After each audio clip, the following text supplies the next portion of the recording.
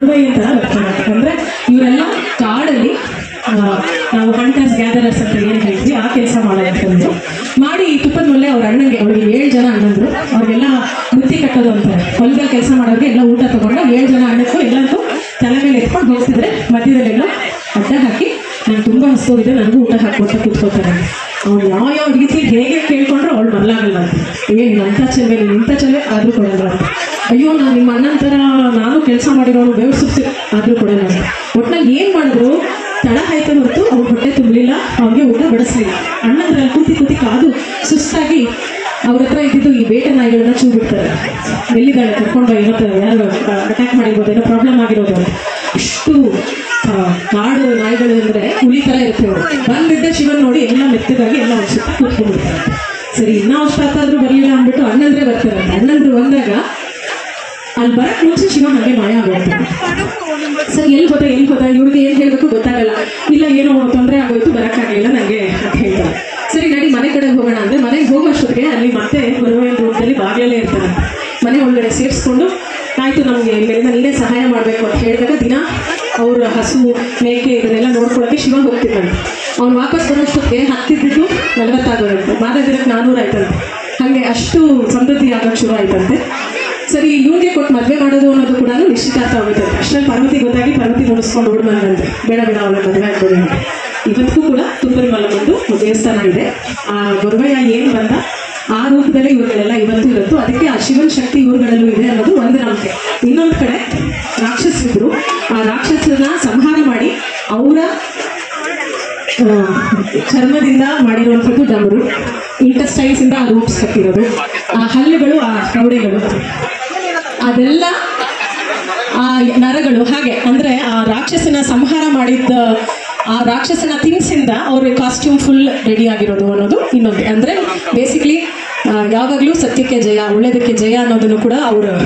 Symbolic ಆಗಿ ಅವ್ರ ಡ್ರೆಸ್ಸಲ್ಲಿ represent ಮಾಡ್ತಾರೆ ಸೊ ಆ ಕವಡೆಗೆ ಅರ್ಥ ಆ ರಾಕ್ಷಸನ ಹಲ್ಗಳು ಅವ್ರು ಸಂಹಾರ ಮಾಡಿರೋ ಆ ರಾಕ್ಷಸನ ಹಲ್ಗಳಿದು ಆ್ಯಂಡ್ ಈ ಕರಡಿ ಏನಿದೆ ಈ ಕರಡಿಗೆ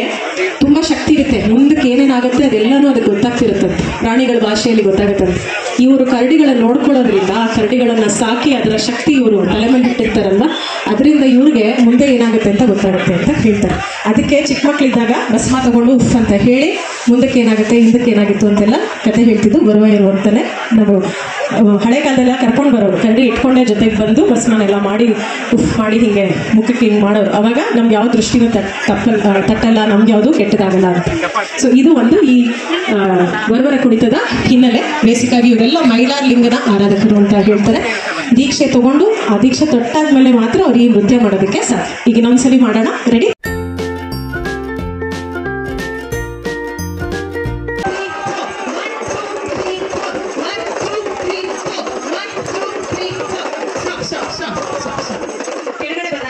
ಮೇಲೆ ಹೋದಾಗ ಜಸ್ಟ್ ಮೇಲೆ ಮಾಡಿ ಆಯ್ತಾ ಕಾಲನ್ನ ಎತ್ತಿ ಹಾಕ್ಬೇಕು ಸುಮ್ಮನೆ ಹಿಂಗೆ ಅನ್ನೋದಲ್ಲ ಎಲ್ಲ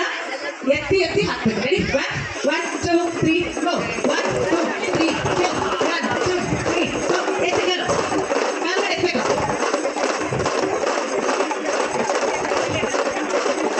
ಸ್ಟಾಪ್ ಎರಡು ಹೆಜ್ಜೆ ಆಯ್ತು ಈಗ 1 2 3 ಗೋ 1 ಎಲ್ಲರೂ ಸೇರ್ಕೊಂಡು ಯಾರ್ಯಾರು ಮಾಡೋ ಇಷ್ಟ ಎಲ್ಲ ಸೇರ್ಕೊಳ್ಳಿ ಚಪ್ಪಲಿ ಕಡೆ ಬನ್ನಿ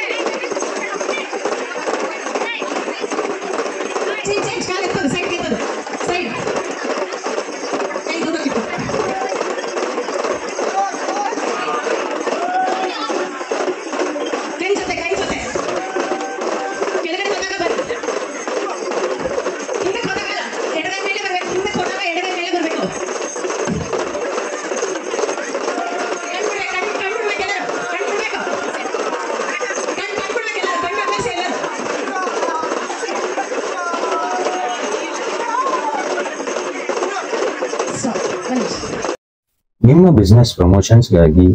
ಮೇಲ್ಗಡೆ ಕಾಣ್ತಿರುವ ನಂಬರ್ಗೆ ಕಾಂಟ್ಯಾಕ್ಟ್ ಮಾಡಬಹುದು. ಈ ವಿಡಿಯೋ ಇಷ್ಟವಾಗಿದ್ದರೆ ಲೈಕ್, ಶೇರ್, ಸಬ್ಸ್ಕ್ರೈಬ್ ಮಾಡಿ. ನಮಸ್ಕಾರ. ನೆಕ್ಸ್ಟ್ ವಿಡಿಯೋಲಿ ಸಿಗೋಣ.